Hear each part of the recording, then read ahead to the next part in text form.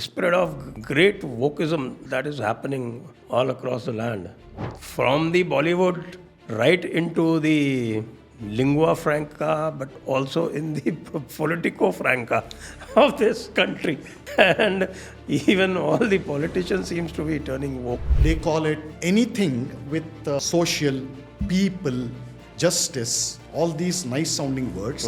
There is a communist rogue behind it. Equality, fraternity. Justice for all, in the name of the people, this kind of thing. There is a communist rogue behind it. You find this written in our constitution though? No, please. Well, now that you mention Liberty, fraternity, equality. Now that you mention it, The progressive ideas all tend to cancerify into communism. Absolutely. So now that you mention it, one of the prime members of the Constituent Assembly debates was Nawab Nehru. Nawab Nehru, in your words, Nawab Nehru. Got Not to know in my words, it should be a national slogan. He called Govind Vallabh Pant and told him that you will not be CM tomorrow if Maulana loses. His favorite, no? That was a rigged election. Yeah. Govind Vallabh Pant called the DM and told him that you will not be in service tomorrow if Maulana loses. So lo and behold, a recount was done after declaration of results. Yes, miraculously the Maulana won. Ballot boxes which come from the polling booth, they are changed midway and it was very easy to do that. That's how Wahi bola, no? Congress never lost an election till So you 1967. So Nehru till the very end, he kept up the habit of writing, which is good actually. As a separate discipline, it is good. It builds character and things like that. Most of what he wrote on everything under the sun was nonsense, absolute trash. It was Muhammad Habib who set into motion the project of whitewashing Islamic atrocities during the medieval centuries.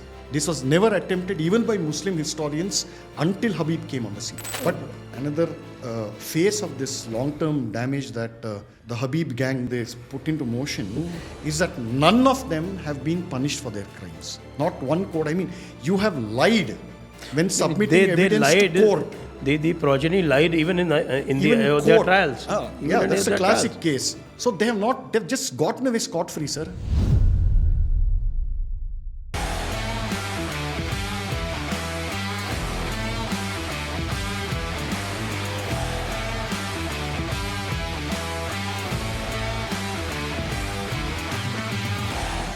My honor to be here and thank you very much. Let me have the pleasure of shaking you by the hand as a Brit would say. Namaste.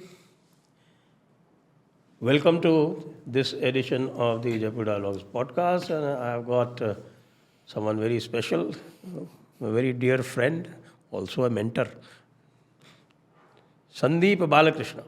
For you, welcome Sandeep ji. Welcome to Jaipur from the Kannada-speaking Bengaluru. I hope next time I come to Bengaluru, then I am not assaulted because I am unable to speak Kannada. You promised to teach me Kannada. You failed. So what I will do is I will take your name and say that you want to speak to me. I have got a via media. You can speak to my mentor. He is the one who's failed me, right? Namaste. Good to be here again. And heartfelt thanks for your warm welcome while I reject all your accusations of me not teaching you Kannada. The window of opportunity is always open, but you refuse to take it. Yake ಮಾಡ್ತೀರಾ ಈ ಥರ ಕೆಲಸ ಕಲಿಯಕ್ಕೆ ಆಸಕ್ತಿ ಇದ್ದರೆ ಕಲಿಸೋದಕ್ಕೆ ನಾನು ಸದಾ ಸಿದ್ಧ.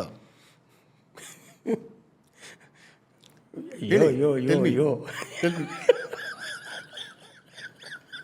We'll do this in Kannada if you want. I can ask questions in English and you can answer in Kannada. And then we can gauge the response. We can. I have to safeguard my own skin and if it exceeds, as a proud Kannadiga. If it exceeds 5,000 views, then what? I have to give you online Kannada classes. Anyway, jokes apart. Yeah. Let's go to this spread of great wokeism that is happening all across the land. In spite of the great fight back by yodhas like you, nothing seems to be working.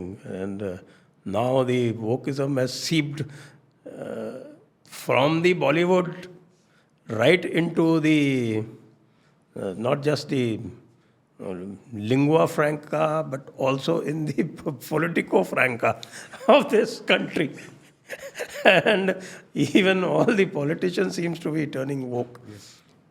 Example, Bengaluru.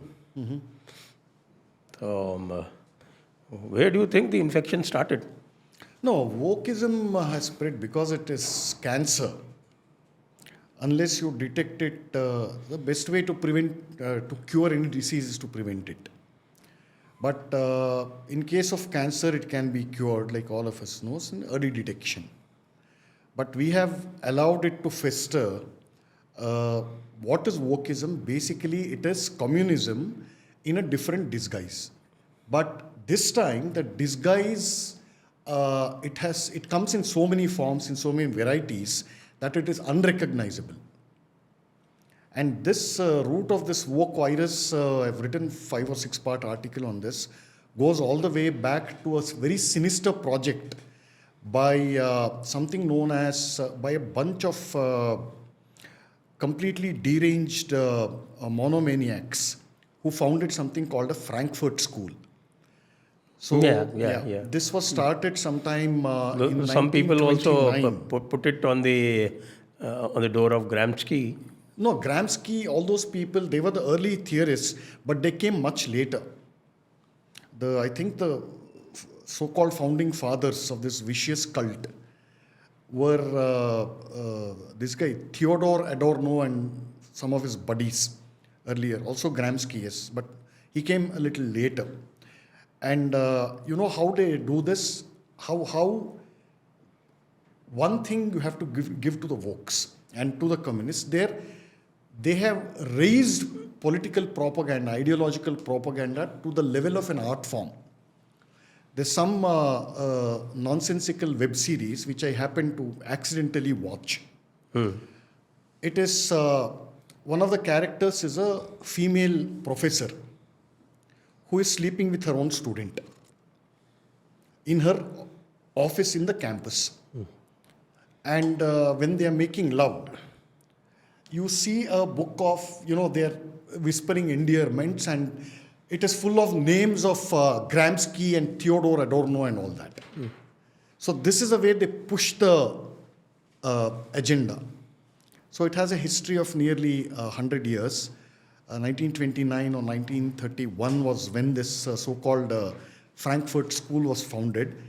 Its name is very innocuous. Institute for the Study of Social Sciences. That is its real name. So this is how the Marxist, communist, woke guys always do it. They call it anything with social, people, justice, all these nice sounding words. There is a communist rogue behind it. Equality, fraternity. Yeah, justice for all, in the name of the people, this kind of thing. There is a communist rogue behind it. You find this written in our constitution, though? No, please, sir. Well, now that you mention Liberty, fraternity, equality. Now that you mention it, The progressive ideas all tend to cancerify into communism. absolutely. So now that you mention it, one of the prime members of the Constituent Assembly debates was Nawab Nehru. Makes sense, all these terms. Soviet addict. So from there, when communism had state power for nearly 75 years, its nerve center hub was USSR. With the fall of USSR, China is communist only in name. Otherwise, the kind of economic boom, people, driving all it's sorts an of fancy authoritarian cars, capitalist model, which which uses communism in the as form a facade. of As a facade. That's all. That's pure It's- opportunism, I guess. As simple as that. So, until Mao was alive, this kind of thing worked for them. I mean, it was pure communism actually existed in China. But after his death, I think, who was that guy, Chinese premier in 1970s, forget his name, Deng something, no? Deng Xiaoping. Yeah. So he said that, look, he told his people, Chinese people, that look, we might be backward now. Give us 30 years and then we will come equal to United States, which happened. What we must also understand is that both in USSR and China, people were communists, willingly or otherwise. 2 generations later, everybody becomes a communist in a totalitarian communist state because they don't know anything of the past, because the past has been physically erased. Right? Same thing happened in USSR and China. Mao burnt all the libraries and he conducted a genocide of poor Buddhist monks who were in caves and retreats meditating. The whole ancient wisdom is gone. So with that, history is gone, culture is gone. You have a rootless people who know nothing else but to obey the diktats of what is told by their political bosses. In spite of that, all our comrades, people used to address each other as comrades. All our comrades are ideologically pure-blooded communists and Chinese patriots or Russian patriots. Look at the scene here. These people, our so-called communists, they don't even call them Indians, themselves as Indians. They are comrades, they are communists, they are Marxists, they are whatever else. Even their party is Communist Party of India, not Indian Communist Party. Yeah, Communist Party of India. All right, all that is there, but they, in theory and practice, they have proven to be A-class, gold standard traitors. You will not find a single communist who has said or who will still say that I am a proud Indian patriot. Okay, let's come to the Indian scene. Which medium do you think has conditioned the Indians more into these so-called progressive, now you can call it wokeism or whatever? The teaching of history or the Bollywood? Which medium? Which medium has had greater influence in corrupting our body franca to several mediums? wokeism? Several mediums, but what communists do is that they build a body of theory. That body of theory will be propagandized using different mediums of communication. Academics like universities, schools, colleges, so they alter the syllabus first and inject the infection virus called communism into education. So that is one level.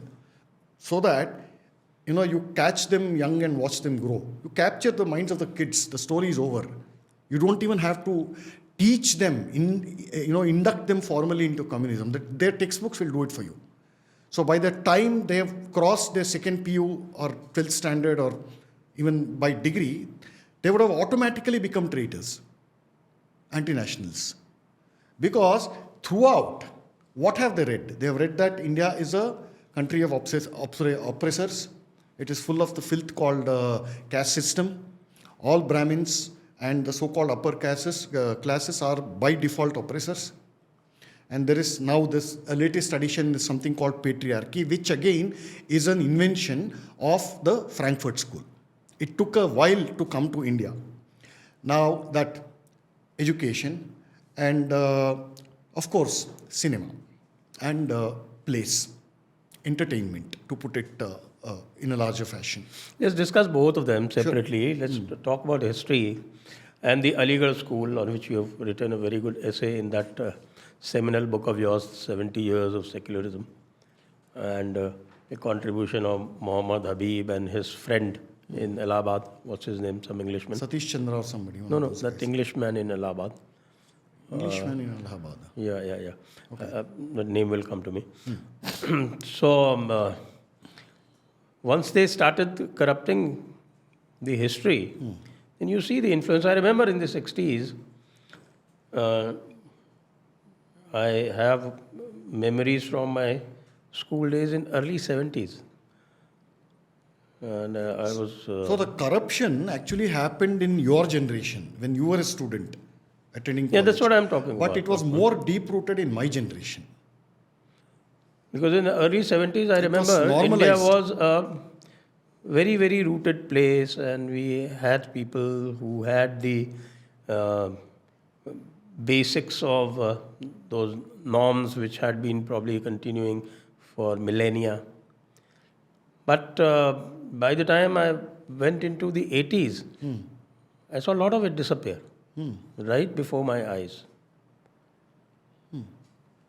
I think great thanks to Indira Gandhi. He was supposed to be the... Nurul Hassan. Great thanks to Nurul Hassan. And, Nurul Hassan is thanks to Indira Gandhi only. And thanks to Indira Gandhi. Yeah. Who's supposed to be the epitome of greatness. And now... Iron Lady and the rest Iron of Lady it. and all that. And she's now become a butt of jokes. Yeah. Thanks to social media, but social media, and thanks mainly to Rahul Gandhi. Thanks mainly to Rahul Gandhi. Yeah. Totally. So Because this guy has absolutely no shame in even glorifying the emergency. Look, the emergency in pure congressmen of that vintage who relics fossils who are still alive, they go into almost sexual raptures when they remember the emergency. That was a golden period for all these fellows. Absolute authority, no questions asked, no trains are running on accountability. time, government babus are doing their work honestly. So this is a fiction. There is one congressman in Karnataka who still, I think he maintains some kind of a podcast occasionally. He longs for emergency. He says, look, this country has fallen into chaos. Okay, Narendra Modi abuse is all fine. But otherwise, this country has become so chaotic because there is no discipline of the emergency days. He actually says this in public. So they love that kind of thing, sir. Well, congressmen were always like that. They were like that. I think you have written an essay on how the congressmen behaved immediately after 15th August 1947. Correct. Yeah. So it's called a great betrayal after independence. Congress, after independence, was universally hated. You look at many of newspapers in those days. A very distinguished journalist, Parsi journalist named D.F. Karaka, a legendary name. So he has written several essays about the exact state of India and how congressmen who were very pious and self-sacrificing and austere, and Gandhian was a very respected word in those days, how they became overnight, how they were transformed into all kinds of, rich businessmen dealing, for example, in second-hand imported cars. Oh, imported cars. How their wealth superseded the generational of wealth of several respected business houses.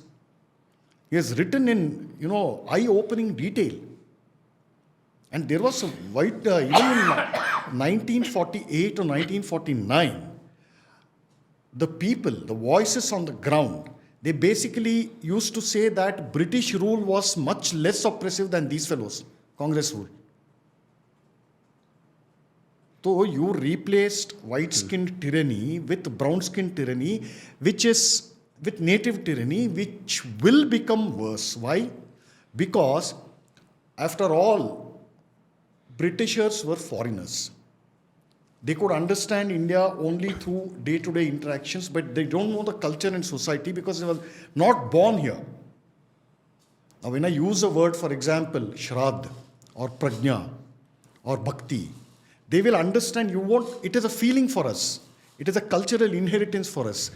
To them, it signifies something good. Everything is good. So faith, devotion, that's all. But the lived human civilizational experience can never be transmitted to them. So they did oppress and whatever it is. But these people, they were from our own soil, from our own culture. So you know its weaknesses. You know what exactly to exploit, how to turn people against people. You look at the problem today, you can trace it back. Every issue, every evil today, you can trace it back to Congress party after 1947. Yes, they did that, and they Simple. got lucky in the sense that They got lucky. There's no competition. There was no competition, and then Hindu Mahasabha, which was only the competition, they were able to malign Hindu Mahasabha in the wake of Gandhi assassination. So they used political power to the hilt. And the beautiful thing was that in 1952 and 57, you had elections. You know how they used to have elections in those times? No, tell me. The ballot paper did not used to have symbols. Yeah. Correct. Yes. And all you needed to do was, because the candidates were very less, so they used to keep ballot boxes on which the symbols of the candidates were printed. So you would take a ballot box and put a cross on it, and then put it in the ballot box, whichever ballot box you preferred. Okay. So how easy it was to mix those ballots. See, There's that famous case of famous story of Maulana Abul Kalam Azad, who lost the Rampur election. Yes. Are you aware of it? Yeah. Bishan Chand Seth was the Hindu Mahasabha candidate, Yeah. who defeated Maulana Azad in 1952 elections, and the returning officer, the district magistrate, told him that, okay, you can do your preparation for your celebrations and all. Meanwhile, we are preparing your certificate. In good faith. He didn't have any other ideas. And in those days, it used to take that kind of a time. So while he was preparing for his celebrations, so people had already started taking out processions and all that. And then Nawab Nehru, in your words, Nawab Nehru, got Not to know in my of words. It should be a national slogan. it. He got to know of it, and he called Govind Vallabh Pant and told him that you will not be CM tomorrow if Maulana loses. His favorite, no? Then, That was a rigged election, Then Govind Vallabh Pant called the DM and told him that you will not be in service tomorrow if Maulana loses. So lo and behold, a recount was done after declaration of results. Yes, and miraculously the Maulana won.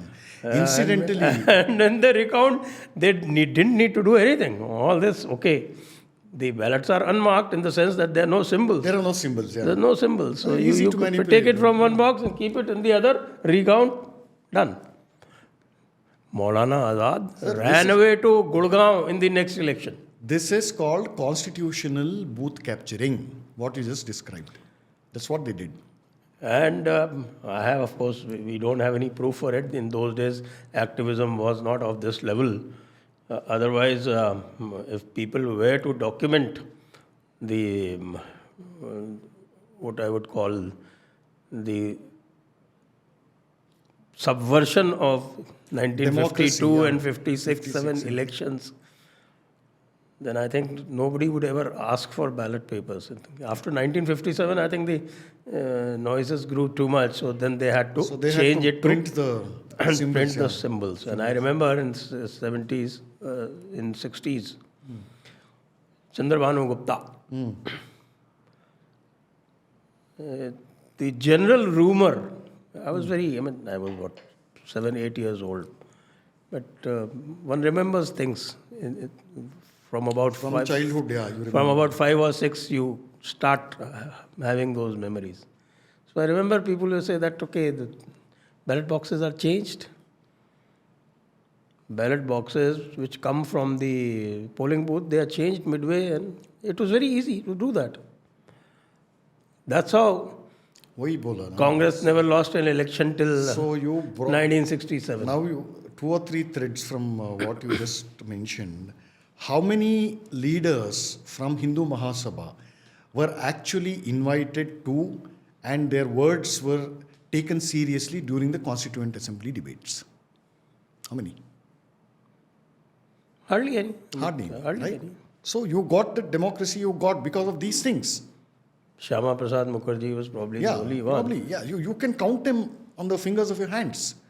And on Maulana, there are 2 nice anecdotes which not too many people of this generation will know. The first was the fact that he was some kind of an editor or columnist or sub-editor of a radical Urdu newspaper printed from Calcutta.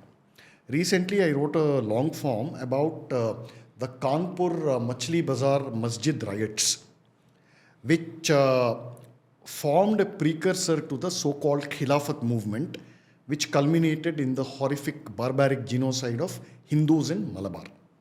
So the seed for this was in the Kanpur riots in 1916, Machli Bazaar Mosque. It was not a mosque, it was a dilapidated structure basically overlooking a public toilet. So a road widening project was proposed by the Kanpur municipality. Surveys were done, all the thing, and then the infamous Ali brothers saw their chance to boost their political ambition and their leadership of the Muslim community, and they incited riots. So that is a short story. In the run-up to this incitement of riots, they called into service most of the influential Urdu newspapers and pro-Muslim, pro-Islamic English newspapers throughout North India, including Bengal. In Bengal, there was a Urdu newspaper, I forget the name of it. Wahan pe Maulana Abul Kalam Azad, India's first education minister, was a contributing editor or a columnist of some sort. He, over like a serial, he started giving support to inciting Muslims in favor of this Kanpur mosque. And then later he figured out that, I can't be this hardcore guy. Let me, use the weakness of Nawab Nehru and, Become nationalist. Through a different route, back route he went. And the same Nawab Nehru once told his own cabinet colleagues, he warned them against Maulana Azad. Basically, he said that no self-respecting congressman will visit the Maulana's house after 5 p.m. So this is a kind of leadership we have got all along. Now, I don't know where all we digress, but what it comes was back to... Nawab Nehru's contribution to writing history? After all, he has written Discovery he's the greatest of India. historian. He's history's God's gift to history, Indian history. Discovery of India. Discovery of India, glimpses of world history. And you have to give it to him, sir. I mean, this omniscient guy. And some nefarious guys spread the rumor that these were ghost written. No, they weren't ghost written. I mean, he was a writer. I mean, he, till the end, to give him credit where it is due, there is a famous saying about another crazy fellow called Jean-Paul Sartre. That... no, that V.K. Krishna Menon. Sartre, V.K. Krishna Menon's. Wait, before I forget. So Sartre preferred to write nonsense rather than writing nothing. So the same analogy applies to Nawab Nehru. That's a great cue. Yeah. Let me start doing that. Yeah. So he had. So Nehru, till the very end, he kept up the habit of writing, which is good actually. In a way, it is good. As a separate discipline, it is good. It builds character and things like that. So that. And like I said, most of what he wrote on everything under the sun was nonsense, absolute trash. Regarding his credentials as a great historian, here is what I have to interrupt you here. I have to interrupt you here because V.K. Krishna Menon's proximity to Nawab Nehru both are fellow travelers, communist ideologues. Is credited with being his ghostwriter. Possible. I won't deny that, though I haven't come across that. But if it is, if enough evidence exists my for disclaimer, these are only rumors. So if enough evidence exists for it, then so be it. I wouldn't place it beyond the purview of belief. So, but what about his credentials as a historian, Nawab Nehru? Some people say that this history is entirely Muhammad Habib's history. Exactly, I was coming to that. So in one place, Sitaram Goelji writes beautifully. Hats off to the man, real rishi of the 20th century as far as Hindu causes are concerned. So he writes in one place about Muhammad Habib that Muhammad Habib, every opportunity he got to speak on a public platform, he would derisively say that Nawab Nehru sat at my feet and learnt Indian history. Wonderful man to learn Indian history from. And then Sitaram Goel also writes. Why should we blame his son then, Irfan? And then Sitaram Goelji also continues in that same essay that when I first saw him, apparently he gave an audience to Sitaramji and made him wait for half an hour or 1 hour or something. And when I finally saw his face, his syphilitic face was only, his syphilitic face was worse than his manners or something. This is what he wrote. Sitaramji. So this is a man for whom Nawab Nehru admired as a great historian. And why not?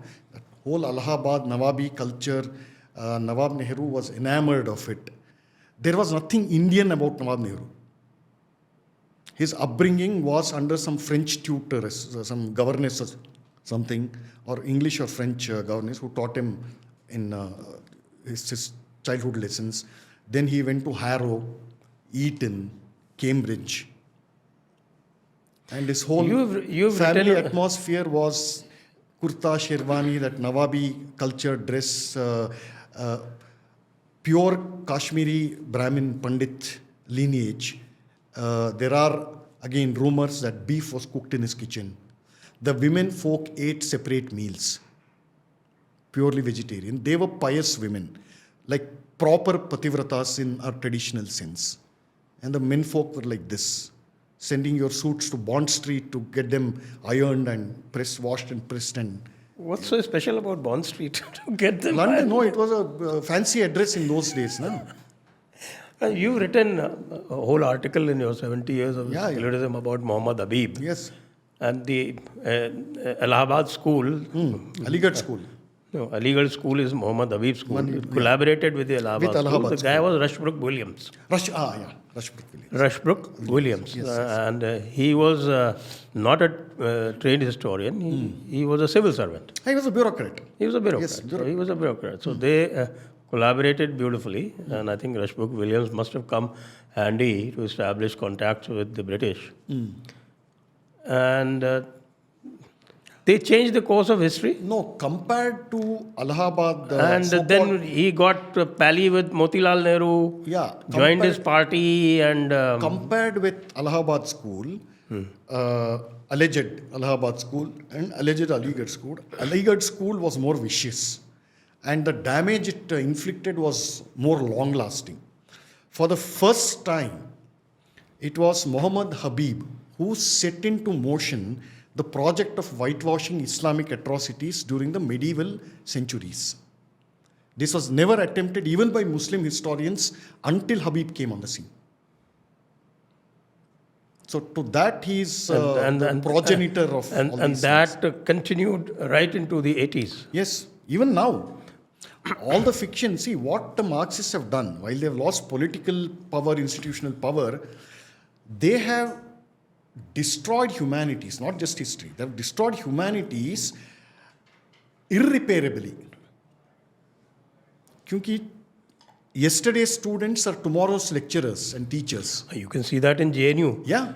Why do they oppose CUET? Yeah. There's some hysterical woman who calls herself a historian. She comes on all TV debates. So she keeps screaming and abusing basically people on Twitter. Kuch psychiatric treatment or something is recommended. Eyeshadow bandit. So you go into details. I don't know who she is, but she's called eyeshadow bandit. But she clearly needs psychological help. She needs. I mean, she shows off other parts more than her brain. Yeah. So it's kind of tragic. I mean, such people should be institutionalized.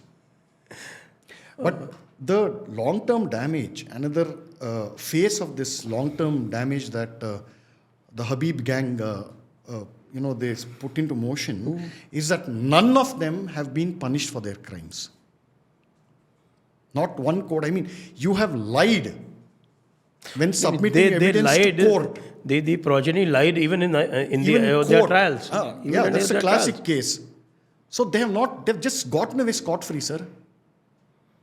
This whole D.N. Jha gang and Romila Thapar and all that. The 3 generations, 2.5 generations at least. In one place, I think the Professor Dilip Chakrabarti, or Deepesh Chakrabarti, one famous archaeologist, he says that after this Marxist gang came into the history writing establishment, they criminalized it. That's the exact word which fits accurately. It's not just about history whitewashing, it is criminalizing the whole department. By itself, history is a neutral discipline. It's a quest for truth.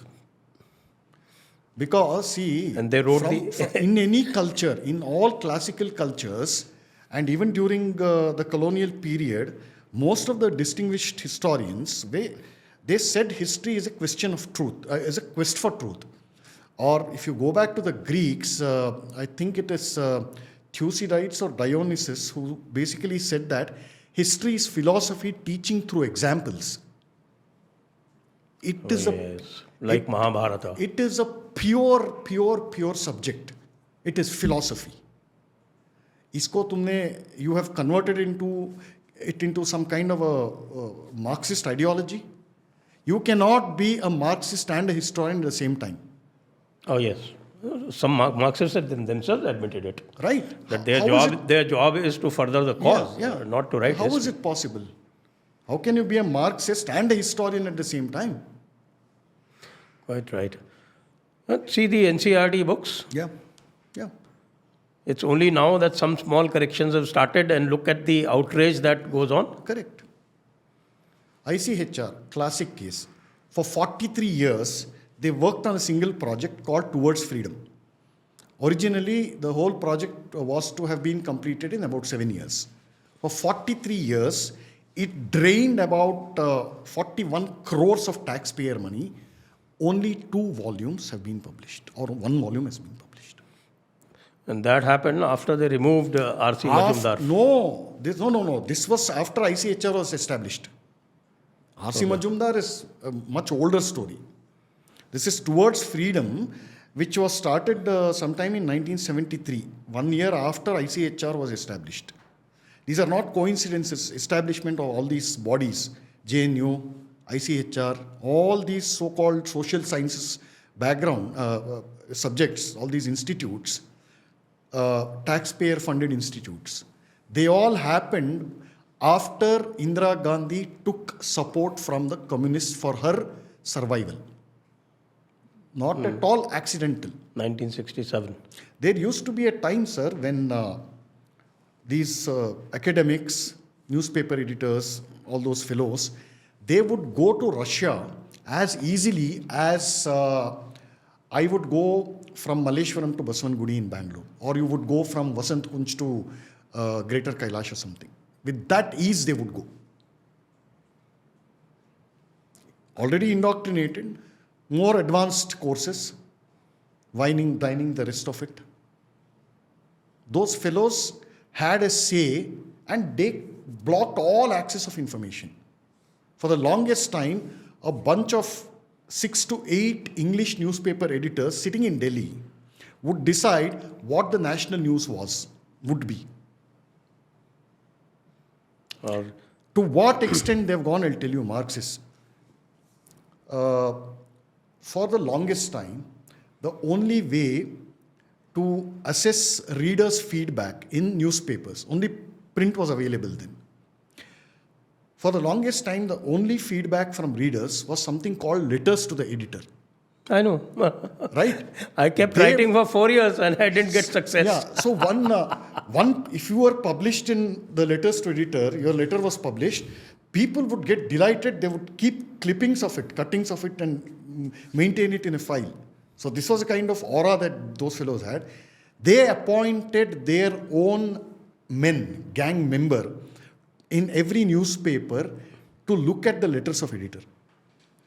Anything which deviates from their pet ideology would not be published. Libraries, public libraries. So you would have only books related to Marxism and its branches. If a reader, they are all free libraries. No? Anybody can go and sit and read. So if a reader wants to read, general public wants to read some book, they made sure that he or she would find no other book except communist books. अगर आपको मेरा 70 years of secularism पढ़ना होता है, they make sure that it doesn't appear in the bookshelf in the public library. So some Romila Thapar will be there. Some Girish Karnad's collected plays of Girish Karnad will be there. So that is how they spread the... This is a stranglehold they had. Woke culture among the students. This was a pre-woke era. So because they lost political power, they morphed. Communists are very good at one thing, how they reinvent themselves. And they have had a strong stranglehold on dictating the social and cultural agenda, which most of the people fail to understand the power it has. So literature, they capture literature. Drama, they captured that. Street plays were extremely popular in one time. Then theatre, like I said, literature, painting, art, painting. Then why is it not only permissible but celebrated to paint Sita Mata nude seated on the tail of Bajrangbali? And why does it become a celebrated art adorning the walls of India's millionaires, sold at obscene prices? Why is a glowing review written about such trash in leading art journals and even mainstream magazines like India Today? So this is the power of their cultural agenda. They understood this. They used our own theatre traditions from all the way from Natya Shastra in its craft. So every generation has its own medium. Back then they understood this power. They twisted it. They deformed it. They molded it to inject their own agenda. Let's talk about the Bollywood in this context. So cinema has a far bigger reach than any play or drama. Yes, sir. Because if you see the movies, of the 40s, okay, they have broad social themes, the things that were popular at that time. And most of them did not display any agenda. The first agenda I see, it comes in Raj Kapoor's Awara. His early movies, yes. Early movies. And I don't know, it was a coincidence that became very popular in Russia. Not coincidence. He was close buddies with Nawab Nehru's dynasty. Rishi Kapoor, Kullam Kulla, his autobiography, he writes that he used to, as kids, they used to play in the swimming pool as kids, in the swimming pool of Rashtrapati Bhavan. Who gave them this kind of access, sir? आप जा सकते हैं अपने बच्चों के साथ. And then you also had this phenomenon that all the great guys who were singing pians for Pakistan, who all stayed back. They were. Including Kafi Azmi and Mazaz Lakhnavi and all these fellows. And the sundry communists of IPTA. And then you got the Progressive Writers Association and all that. I've written on both. Yeah, you've written on series, both. Yeah, that's why I'm asking you. And how slowly, very methodically, they started changing the narrative, because most of the script writers, screenplay writers, they had affiliation with the Progressive Writers Association. And it was also dominated by the Islamists, who did not migrate to Lahore and stayed back in Mumbai. It's a fantastic point you've brought out. For the longest time, the crème la de crème of writing talent, which even in the initial days, the cream of the writing talent in what became Bollywood, in Hindi cinema, guess which city they were concentrated in? Majority of them, about more than 80% of this talent came from one city. Lahore. No. After partition. After partition, I think Aligarh and Lucknow. No, Lucknow. So, two main threads. If you trace the evolution of Hindi cinema, you see two clear threads. One is the Tawaif, Kotha, Nawabi, that kind of culture, whose hub was Lucknow, mainly Lucknow, to a very small extent places like Hyderabad, but you have to discount that. It didn't matter for much. Lucknow, closely followed by Bhopal, Indore, these belts. Your Javed Akhtar types come, Salim Khan, all those fellows come from Indore. Yes. Javed Akhtar, I've done Not PhD. Javed Akhtar, Salim Khan comes from I've done Indore. PhD on You Javed have Akhtar. done, yeah, I know. Javed Akhtar is a product of the Colvin Talukdar Yes, College. yes. Lucknow. Dates back to about 5 generations. Yes, he's from 5 generations. he is from Khairabad. Yes, yes. Khairabad is near Sitapur, which is about 80 kilometers. Khairabad is about 80 kilometers from Lucknow. Correct. So Sitapur boasts of two very ancient kingdoms or nawabdoms. Yes. Smaller one is Khairabad, and the bigger one, Awadh. Mahmudabad. Mehmedabad also. But Awadh was a big, one of the big ones after the fall of Mughals. Awadh is the region. Mahmudabad is also in Sitapur district, and as also as Khairabad. But Khairabad, Chota Nawab. Chota Nawab. Mahmudabad was the Bada Nawab. Oh, he owned half of Lucknow. So the point... You know that story about the enemy property and things like that. Sir, आप देखिए, for all this thing, Shatranj ke Khiladi is a classic thing. What does it show? Although it tries to glorify that Wajid Ali Khan, I think he's the last fellow. Shah. So he's the last guy. He's depicted as a tragic hero, while the reality was nothing like that. Right? It shows British as the deal breakers and backstabbers, but these guys were no less. Oh no, that guy. Actually, the debauchery, the Not extent just of debauchery debauchery is in those one- times had yeah, gone up very high. But then you have to remember that it was Asafuddollah who turned the tables. Yes, who turned the tables out there. In 1761 Panipat. That war, yeah. Third battle. Yes. So, anyway, so we digress as usual. Coming back, so Lucknow was a hub of this. So, two main strands. People in Lucknow, writers, lyricists, they were talented, no doubt.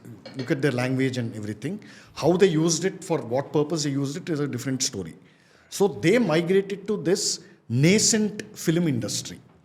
And one batch, before partition in the 30s, they slowly came all the way from the badlands of the dirty gullies of Karachi, Lahore, and those surrounding areas.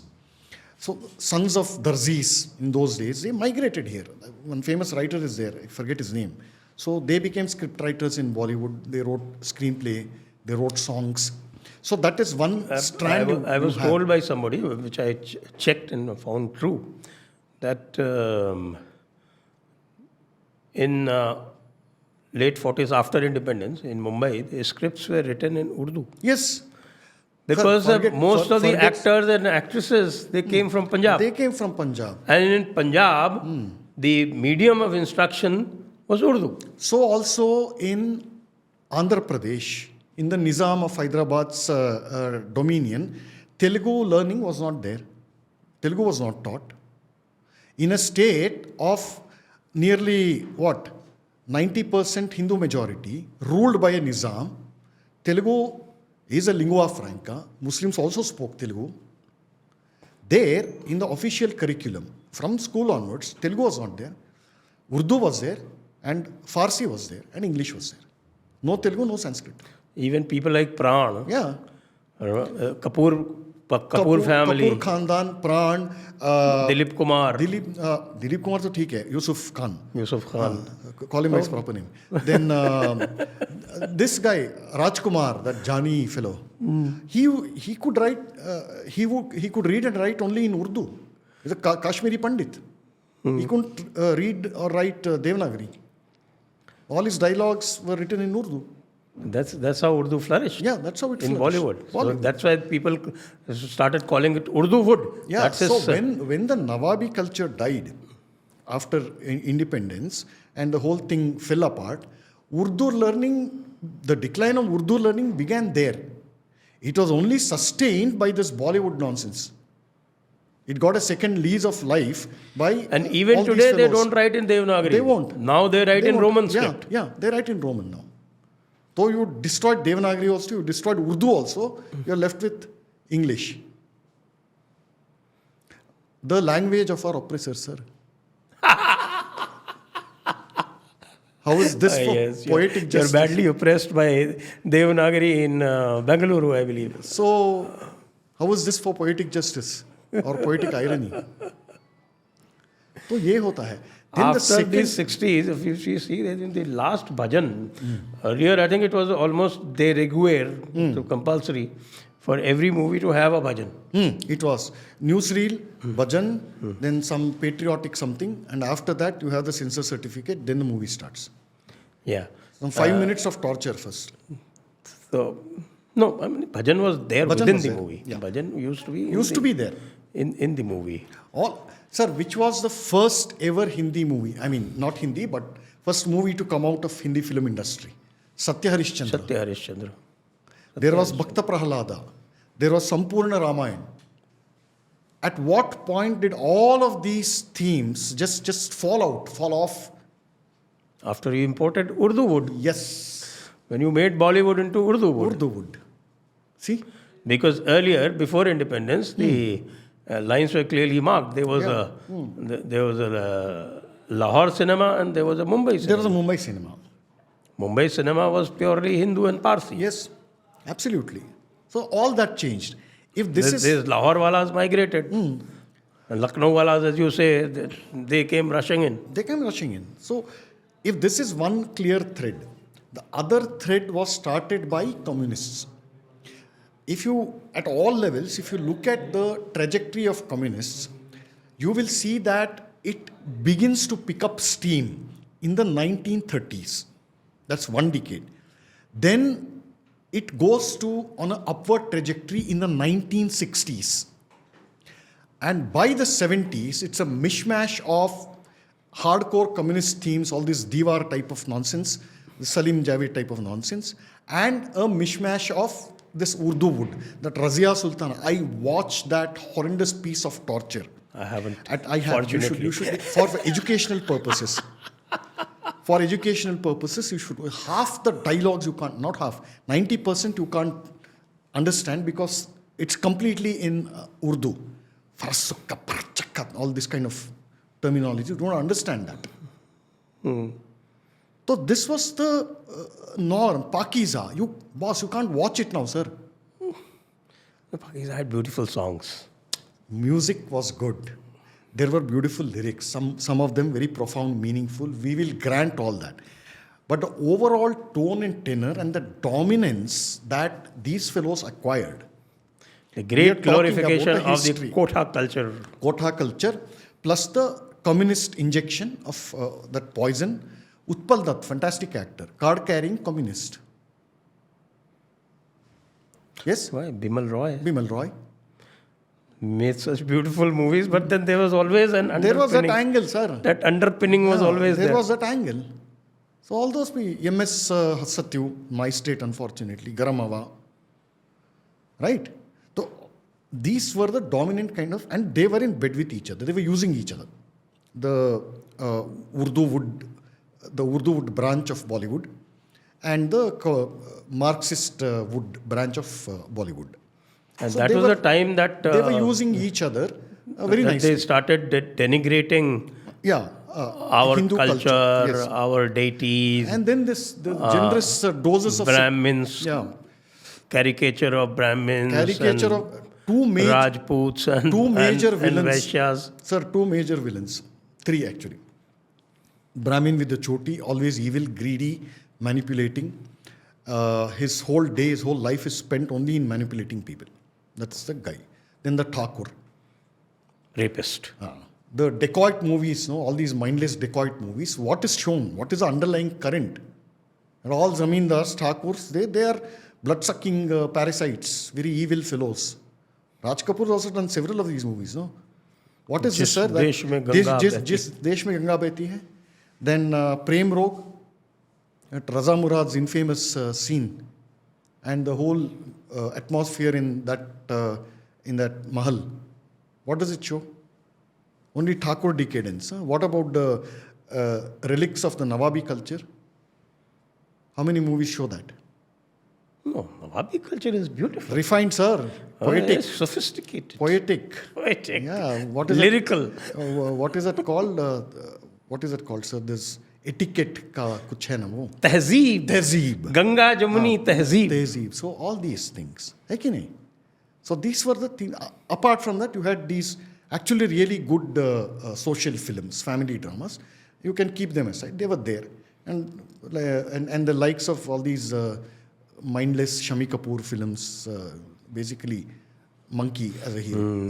So वो, and along with Sholay, you also sometimes had a Jai Santoshi Ma. yeah, if you exclude all that, this is pretty much the overall characterization of Bollywood, Urduwood, Brothelwood, whatever you want to call it. Brothelwood. Some people are saying that on Twitter. What's happened to the Bollywood? The aura has completely faded away. Gone. All the movies are flopping, and they're flopping big. Sir, The Khan brothers have completely faded away. If this is your foundation, this will be your result, today or tomorrow. They have nobody else to blame except themselves. Some 10 or 12 powerful families control the entire industry. Not control, they dictate it. What should be done, where should be done. And those fellows have now become woke. They are, with the globalization, they have become puppets in the hands of all these corporate people who are ruling the entertainment industry now. Theaters are getting killed. OTTs have one of their mission statements, not explicitly, to replace theaters, to destroy theaters. So everybody is addicted to their devices. You have entertainment on demand whenever you want. So if you're traveling by flight, you need entertainment. So there is an option to download it. Yeah. So, and our producers are for short-term gains. They're giving away their IP. Creative copyright for creativity is there, right? They're signing it off. So content, who owns the content? Those Hollywood fellows, those Netflix type of fellows. You don't have right to over your own work. Tomorrow they will make the producers to pay for a content which they themselves have created and signed it off. What about the regional cinema? Because same thing, sir. This OTT, this OTT menace is already spread to regional cinema. No, but you get some beautiful movies that who still care for the Natya Shastra principles. No, not anymore. Not anymore. And you, particularly in Telugu cinema, you still not get anymore, sir. Not anymore. That generation who actually stuck to the principles of Natya Shastra, or at least showcased them consciously or unconsciously. Not some of the great movies in Telugu, in South India, basically Telugu, Kannada, to a very limited extent Tamil also. It was in their blood. That generation is over. But some of the best Hindi movies still come from Telugu land. Which ones? Name. For instance, this Bahubali things and Bahubali doesn't have too much of adherence. Kantara, for instance. Which one? This Kantara. Yeah. So out of on an average, Kannada, they are the only ones which are getting hit. Others are all write-off. Yeah. So Bollywood is a complete write-off. You don't forget Bollywood. So even within Telugu and Kannada, for example, makes about 200 plus films every year. Telugu about 350 per year. You have only one Bahubali. No, I'm talking What's about the ratio? The Hindi movies coming out of the... No, if Hindi movies is your standard, anything is better than that. Pushpa, for instance. So what is it, sir? It's glorifying someone like Veerappan. Pushpa, he's a protagonist. Glorifying, fine, but then you get the elements of... the thrill and adventure, all that is all there.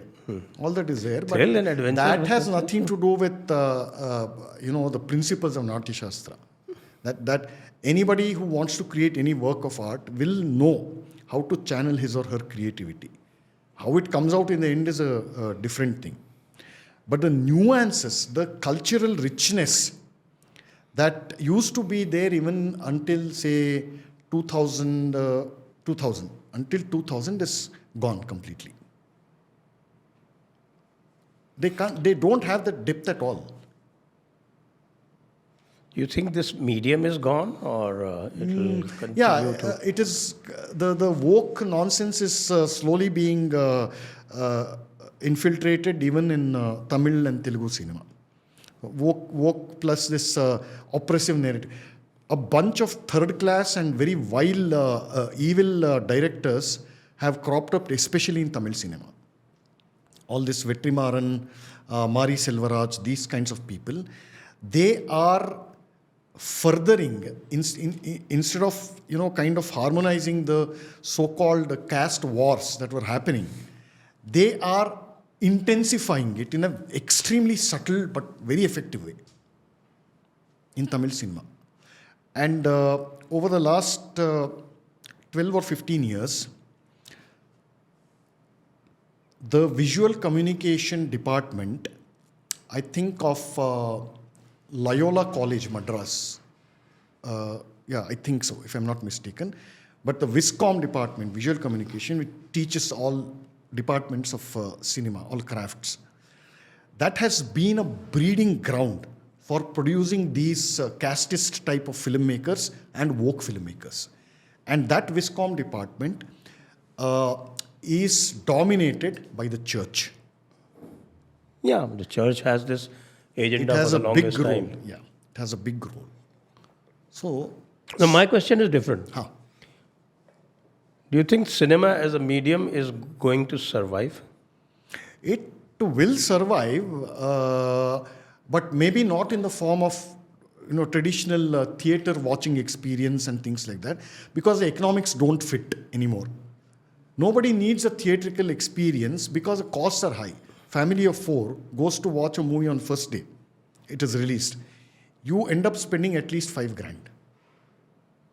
Easily. Coffee, tea, popcorn, samosa, puff. Tickets are astronomically priced. $250. So you pay for 5,000 rupees, you can get an annual subscription for all available OTT platforms which offer unlimited content, not just movies. Plus, I remember it used to be an event to go and watch a movie. Yeah. People used to go Yeah. and watch hit movies. I remember people boasting that they've seen Sholay First 20 day- times, first 25 day- times. And they used to preserve tickets also, no? Yeah. So people used to go and watch 20 times, 25 times. Because that was the only medium of entertainment. Apart from cinema, there was no other medium of entertainment that was so easily accessible. So if you have to go out on a trip, on a vacation, in an impoverished socialist economy, what you're talking about, there is a time context to it. India was largely an impoverished country. So even for basic groceries, rice, provisions, you have to stand outside some government ration shop, right? The very word ration itself is offensive. It reeks of dictatorship. What do you mean ration? Rationing is done only during wartime. You're supposed to build an economy of what? Based on iron and steel. Huh? Some kind commanding heights of economy. That's what it was called. The ration So all shops were these very things- common yeah, right till the turn of the millennium. All these things were, they have a context. So we don't live in that India anymore. Once you get multiplexes, within 3 days you recover your money and then, or maybe even make a huge profit. So single screens are dying. It will be the turn of multiplexes also tomorrow. So cinema as a medium will survive, but in a different form. In the form of web series and OTTs. This kind of. Also full-length feature films also. See, if you have a TV...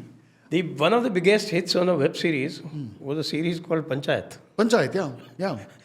Yes. Which relates to the roots To the so very closely. roots, to the very roots of our society. It's a well-made series also. So that shows that there is hope. There is hope. But who controls the narrative?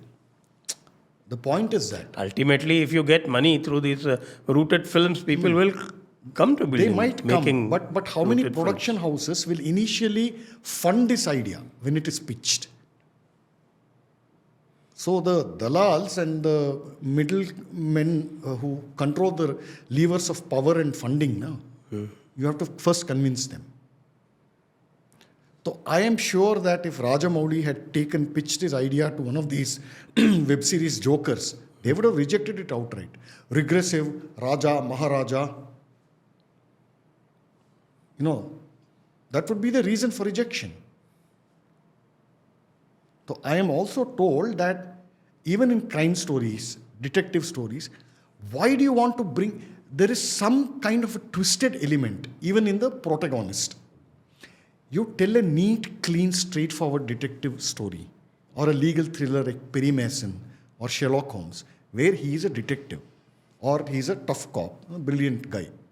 Why do you want to compulsorily make him an alcoholic or a divorcee or someone who's hated by his own children? क्यों चाहिए ये जबरदस्ती घुसाने की क्या कीड़ा है? So this is there is one some kind of a horror movie in which both gay and lesbianism, all that intimate scenes are shown profusely. क्यों चाहिए सर एक horror movie ये सब?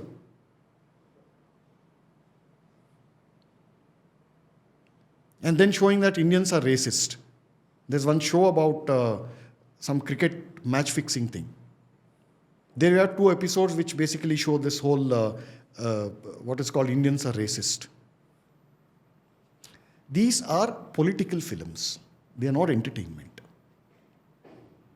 I want to see Bahubali beat up 500 soldiers alone. उसको अद्भुत रस कहते हैं.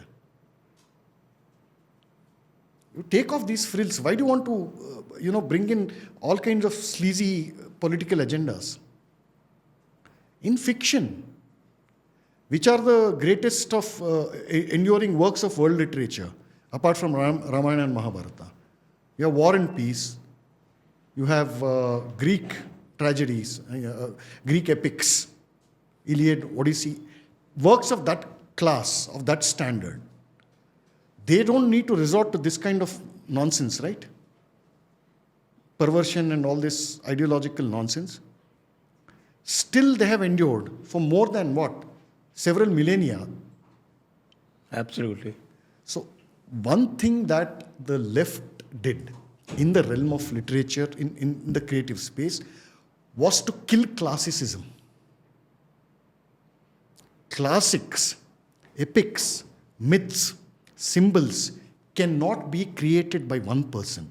It is the work of an entire culture and a civilization and a society which believes in the same values, which dies for certain ideals and standards. Only then, only such societies can create myths and symbols. Inko chahiye nahi. They pervert these symbols. Right, but they're losing power, isn't it? They're losing their grip. Who? On these mediums, especially with the rise of internet and social media. It is debatable. At one level, yes, I agree. They have lost the power to influence the masses. But at another level, they have succeeded in churning out 2 or 3 generations of script writers who don't know anything else apart from thinking like this. You get my point? If you don't even know that this is called, the color of this is black. You don't even have that notion. You are told that this is white.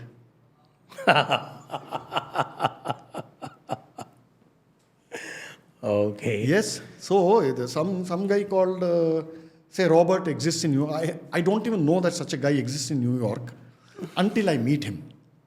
So you keep your kids dumb, deliberately dumb, since they get into school and they graduate out as absolute morons. They go in as dumb and they come out as morons. We have seen the American wokeism, the apotheosis, in the right now with the Trumpism. Yes, see the a other bit on the back foot, but we have seen that.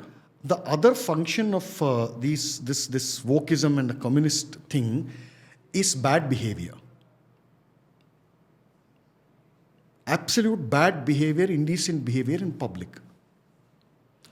And before communism morphed into wokeism, most of the leftists, Marxists, communists, whatever you want to call, what are their hallmarks? Extremely obnoxious personal hygiene. Body odor, they don't bathe, sir. You will have you will have one 10 coats of dirt, grime on their bodies.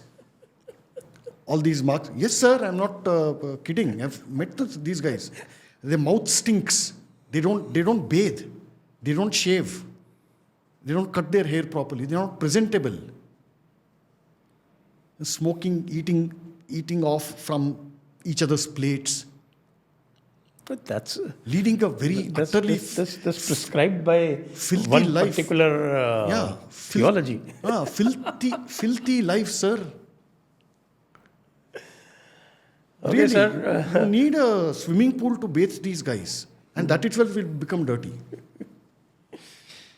So I think, that when translated into public behavior, and it is generationally transmitted. All these woke fellows, they don't even wear clothes now. Correct? Yes or no? Some of them, not so much in India, but if you look at America, yes. America, I'm talking about America only. That virus will spread here also. Abusive. Shouting people down. And these creatures are produced through schools and colleges. Yes, that's why there's also a counter movement of homeschooling. Yes. Big, very big in America now. Yes. Homeschooling. But homeschooling in America especially has a specific connotation. One core element in American homeschooling is Bible lessons. So let us be very clear what we mean when we say homeschooling. India mein, agar if you import that, you'll also have to import Bible. I mean, that disease is already there here, more than sufficient. So, ab hamara homeschool ka, either you change the term or you be clear what you're talking about. No, I mean, I have the example of Vijaya Vishwanathan. Done That kind of thing. Couple of, but we can do that in another conversation. In a different conversation, absolutely. I think for today, So that would be it. So this is a topic which can, kind of go on and on, but it is quite worrying because it has taken root, especially. At least we are now able to talk about it. Yeah, true. Yeah. So many thanks to internet and social media. Again, people have, both good and negative things to say about these things. Social media, internet is like money. By itself, it is neither good nor evil. It is how you use it that makes all the difference. Correct. So thank you very much, Sandeep My pleasure. ji. Wonderful conversation. As always. And When will you learn Kannada? We can say what? Namaskara. See, sir, I have tried. Dhanyavada. I've given up on you. For 5 years, we've been having this. And you have not learned Let's see. Not a single syllable. Don't give up that easily. No. So thank you everyone. Jai Hind, Jai Bharat, Vande Mataram.